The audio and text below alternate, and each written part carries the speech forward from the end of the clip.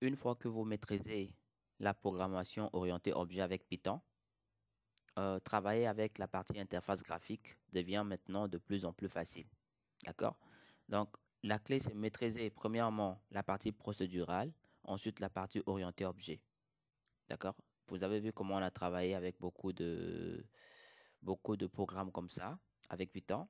Et aujourd'hui, nous avons quand même expérimenté avec l'interface graphique. C'est une application tout simple, hein.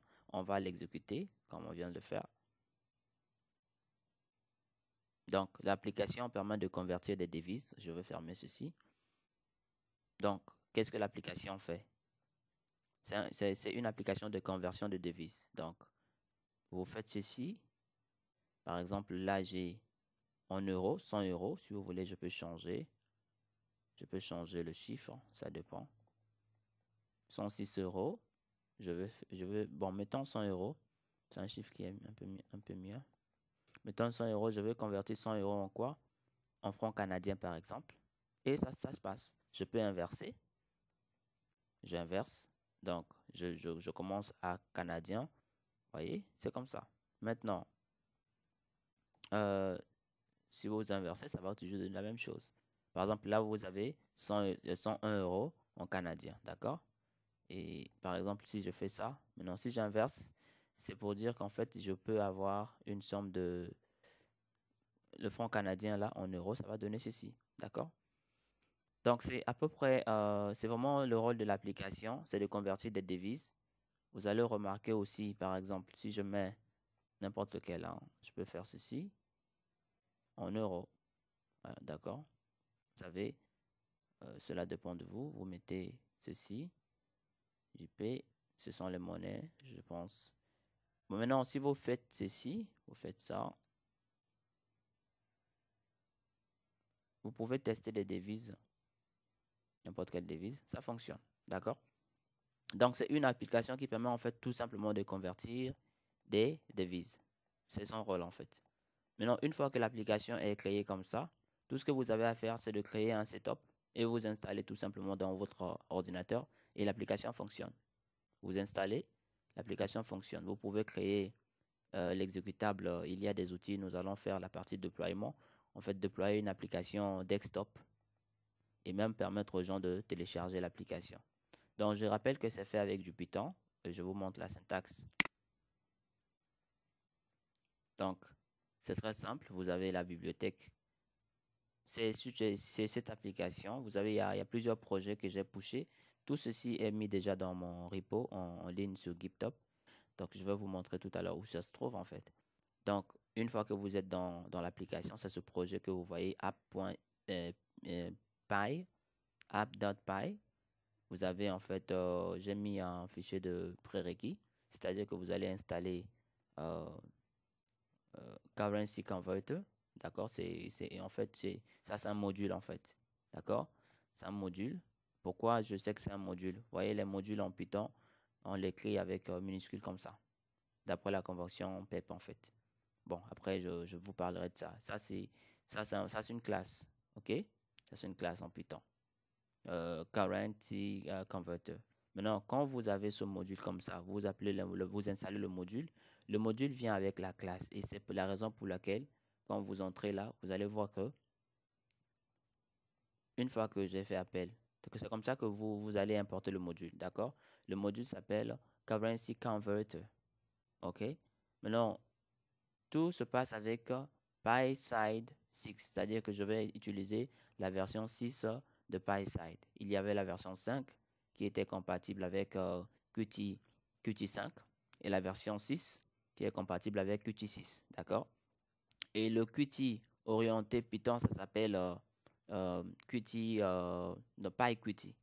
Et PyQt vient avec des librairies, d'accord? Par exemple, ça c'est PySide, c'est vraiment c'est une des librairies que je fais appel pour pouvoir utiliser en fait les widgets. Voyez? Une fois que j'installe PySide, je vais importer les Qt widgets. Ça me permettra de créer des widgets. Maintenant, j'importe également le module Currency Converter.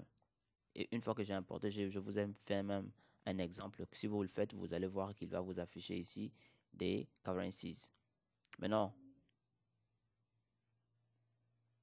Alors,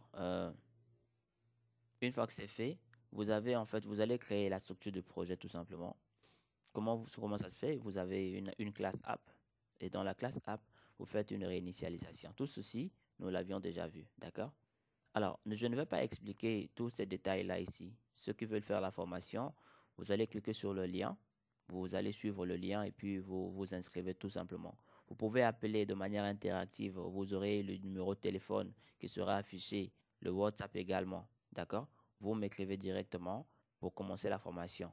Ceux qui ont déjà des bases en Python, la partie interface graphique, vous pouvez le faire en l'espace de 3 semaines. On peut déjà rapidement finir. Mais je conseille toujours aux gens de commencer toute la formation complète. La formation en Python, c'est une formation complète, je répète bien. Donc, il s'agit là d'une durée de 3 mois pour avoir toutes les bases possibles. Maintenant, vous voyez que j'ai fait un peu beaucoup de choses ici. Vous allez voir c'est quoi des signaux, comment connecter les widgets. Une fois que les widgets sont créés, comment pouvoir connecter les widgets avec euh, les méthodes à travers les signaux. Par exemple, activated, c'est un signe, c'est un signal. D'accord? Value changed, c'est un signal. Vous voyez? Clicked, c'est un signal. Donc, les combo box, je les ai appelés par CMB là, d'accord? Après, j'ai appelé les combo box ici. C'est moi qui les ai appelés par CMB. Avec les combo box, par exemple, pour utiliser les signaux qui marchent avec les combo box, vous allez utiliser les activate. Les signaux qui marchent avec les spins, vous allez mettre value changed. OK? Et avec les boutons, vous allez mettre clicked, tout simplement. Et là, il y a une méthode connect qui vous permet en fait de se connecter avec euh, les méthodes en interne. Donc, inverse, compute, ce sont les méthodes qui ont été définies en interne. Et tout ça, ce sera bien expliqué dans le cœur. Et vous avez même la possibilité, d'ailleurs, de mettre du CSS. Vous avez vu, on peut mettre du CSS ici. Setup CSS, par exemple, c'est une méthode qui permet en fait de pouvoir colorer ou bien changer l'apparence de notre application. Et même changer le bouton. Vous voyez, j'ai mis ici du red. C'est pour cela que vous voyez que le bouton il est rouge. Après, vous pouvez faire ça. Vous pouvez même enlever ça, il n'y a pas de problème. Mais j'ai mis ça juste pour des raisons voilà, pour montrer un peu les étapes avec la programmation orientée objet que nous faisions avant, c'est-à-dire que nous appelons, on veut exécuter la classe en son propre sein. Donc, on utilise un peu mais ça peut fonctionner également en ce sens-là. Et je pourrais prendre plusieurs exemples. Alors, nous avons bien sûr créé notre, notre application qui est là. On doit maintenant faire instancier, d'accord, et puis bon, afficher la fenêtre principale, tout simplement. Donc, après, il y a beaucoup de projets comme ça que je mets dans mon GitHub. Ceux qui ne savent pas où ça se trouve, en fait, comme je disais, le projet, c'est ce projet-là qui vient d'être exécuté. D'accord? L'application est là. Donc, vous avez tout ce dont vous avez besoin. OK? Tout ce dont vous avez besoin. L'application est là. Maintenant, une chose que je vous ai pas montré. Nous avons également géré les erreurs. La gestion des erreurs. euh, Par exemple, quand vous venez au niveau de try, par exemple là, vous voyez, nous avons géré les erreurs et l'erreur de type except. C'est cette erreur-là, lorsque l'erreur est générée, nous l'avions, bien sûr que oui. Au lieu de mettre un message bizarre, nous avons mis convert, nous avons mis conversion did not work. C'est pour cela, vous voyez ici, ça a mis ça. Pourquoi? Parce que cette conversion-là de LTL ne fonctionne pas. Et quand une conversion ne fonctionne pas, on ne doit pas générer un message bizarre. On doit générer un message d'erreur. Bien sûr que oui, l'erreur se fait au niveau de la trace de l'application. Après, cela dépend de comment vous souhaitez le faire. Si je fais comme ça, vous allez voir qu'il n'y aura pas d'erreur. Par exemple. Ça fonctionne bien. La preuve, je peux faire comme ça. Je peux clean. Je viens là. Il n'y a pas d'erreur en fait. D'accord? Si je fais ça, il n'y a pas d'erreur. Ça donne bien la valeur. Maintenant, si je mets LTL, par exemple,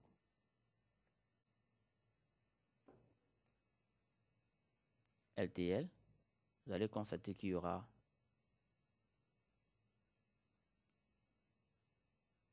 par exemple LTL fonctionne. LVL, par exemple. Mettez LVL. LVL ici, on dit que Conversion did not work. Ça, c'est en fait la gestion des erreurs. Et donc, j'ai mis le projet. Si vous allez dans mon GitHub, vous allez voir ça. Il suffit de taper Zulu 421 dans Google ou bien vous faites ce lien-là. Je mettrai le lien. Et pour avoir, il y a plusieurs projets quand même. Maintenant, c'est bien structuré les projets. Hein. C'est bien structuré. Vous entrez, vous prenez le projet qui vous convient. Et j'essaie au maximum d'essayer de mettre de la documentation le plus facilement possible en fait. Le projet, il y a plusieurs projets qui sont là. Vous allez voir que chaque projet est indépendant. Je l'avais déjà expliqué probablement. Vous allez voir en fonction de ce que vous avez besoin. Maintenant, ce que je vous ai exposé se trouve dans App. D'accord? Et lorsque vous allez dans App, je vous montre le projet. C'est ce projet-là que vous allez voir. D'accord? Donc, l'application est là. C'est l'exemple d'une application de conversion de monnaie, de devise. Donc, l'application est là, par exemple. OK?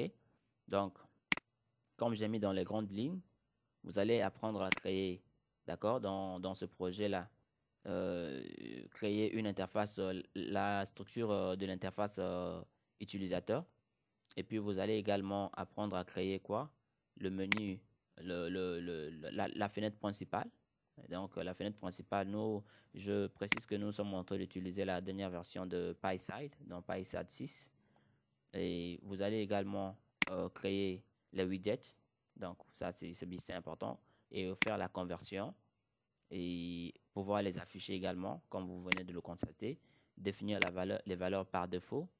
Connecter les widgets aux méthodes. Et puis, vous allez également manager les erreurs, c'est-à-dire la gestion des erreurs et ajouter en fait de l'interface du CSS plutôt pour l'apparence de notre application. Donc, c'est très intéressant d'ailleurs et j'ai mis la référence en ce qui concerne la documentation. Vous pouvez cliquer, vous irez en fait au niveau de la bibliothèque qui vous permettra un peu de connaître un peu c'est quoi Currency Converter. Après, vous avez un peu mes informations personnelles, juste en bas de l'information que je vous ai montrée. Et juste en bas, si vous voulez m'atteindre, en fait, c'est sur ce numéro-là. D'accord? Vous pouvez m'appeler, c'est mon numéro principal, c'est également mon WhatsApp. Donc, vous avez mon profil qui est là. Donc, je m'intéresse à tout ce qui est vraiment développement des applications et je suis passionné de DevOps et également de Cloud Services. Donc, c'est vraiment intéressant. Les formations sont en présentiel pour ceux qui sont sur place, qui peuvent le faire en présentiel et même en ligne pour ceux qui sont sur place, cela dépendra. Donc, après, je vous laisse prendre les projets, vous pouvez les implémenter vous-même et ça fonctionne. Si vous avez des soucis, vous pouvez me contacter. Je peux gratuitement vous assister. Hein. Maintenant, si vous voulez vraiment une formation concrètement, là, à ce moment-là, vous allez pouvoir me contacter tout simplement. Donc, j'espère que vous avez un peu l'aperçu du projet. Le projet, il est bien, il est vraiment bien. Donc, c'est vraiment ça le projet en question, c'est fait avec du Python. Alors, mes amis, il y a beaucoup de projets comme ça que je vais de jour en jour mettre en ligne. N'hésitez pas de revenir par rapport à cela. Si ça vous convient, si ça vous plaît, je vais laisser le lien. Vous suivez le lien, vous m'appelez. Et puis, vous avez, même si vous faites des commentaires sur les plateformes sur lesquelles je partage, je pourrai toujours vous atteindre. Et la formation, elle est vraiment solide. C'est une formation complète. Ce ne sont pas les bases. C'est une formation complète en Python.